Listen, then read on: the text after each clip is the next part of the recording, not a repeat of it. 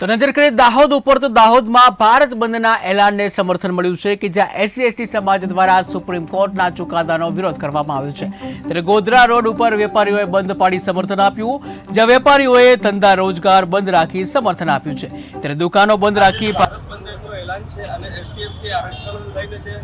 ભારત બંધનું એલાન કરવામાં આવ્યું છે એમના સાથે સાથે દાહોદ પણ સંપૂર્ણ વેપારીઓએ જે છે સ્વેચ્છાથી પોતાની દુકાનો બંધ રાખી છે અને એના જ બાબતમાં આપણે હાલ મુકેશભાઈ ડાંગી જે છે એમની જોડે વાત કરીએ।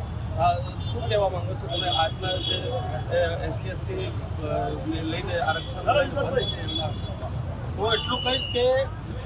10 વર્ષ પહેલા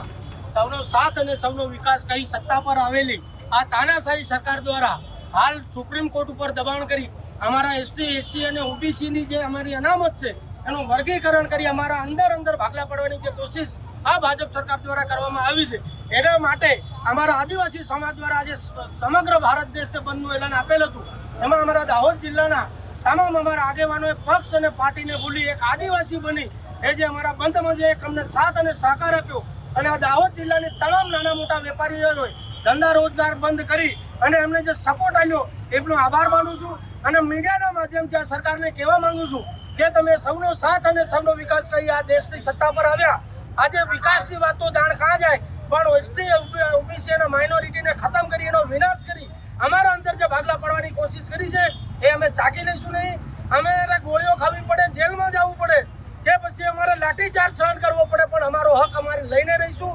આવનાર સમયની અંદર જો આ સરકાર અમને યોગ્ય ન્યાય ન આપે, અમારી અનામત જે છે સચવાઈ ના રહે તો આ સરકાર સામે બાયો ચડાવતા પણ અમે ખચકાઈશું। અમારા જોડે દેવેન્દ્રભાઈ મેળા પણ છે, એમની જોડે પણ અમે વાત આજે રાજ્ય બંધનું એલાન આપ્યું હતું। એ બંધના એલાનના અંદર દાહોદ જિલ્લાના તમામ આદિવાસી આગેવાનો, રાષ્ટ્રીય આગેવાનો હોય કે બધા એસસી એસટી ઓબીસીના તમામ વર્ગના લોકો અહીંયા ભેગા થઈ અને અમે બાબા સાહેબને પુલાર કરી અને બિરસા મુંડા સર્કલ ખાતે અહીંયા આવીને ભેગા થયા છે। દાહોદમાં જોયું છે દાહોદના તમામ વેપારી વર્ગે અમને ખૂબ સારું સમર્થન આપ્યું છે અને જો આ કાયદાને પરત લેવામાં કે કરવામાં નહીં આવે તો આ આવનાર સમયમાં અમને એટલી તો ખબર છે કે સંવિધાનને છેડછાડી કરવામાં આવશે તો અમને પણ તીરકામઠા લઈને નીકળતા આવડે છે। એવી રીતે અમે જેલ પર આંદોલન પણ કરીશું, તીરકામઠા પણ ઉપાડીશું। હવે બીજી વાર તો સંવિધાનને છેડછાડી કરવામાં આવશે ત્યારે કહી દઈએ કે હું જોવા ધન્યવાદ છે આજે। આપણે જોયું કે સંવિધાનને છેડછાડ કરવામાં આવશે તો આગળ પણ અમે ભારે પગલાં લેવામાં આવશે એવા આક્ષેપો સાથે નાગેશ્વર સેન કે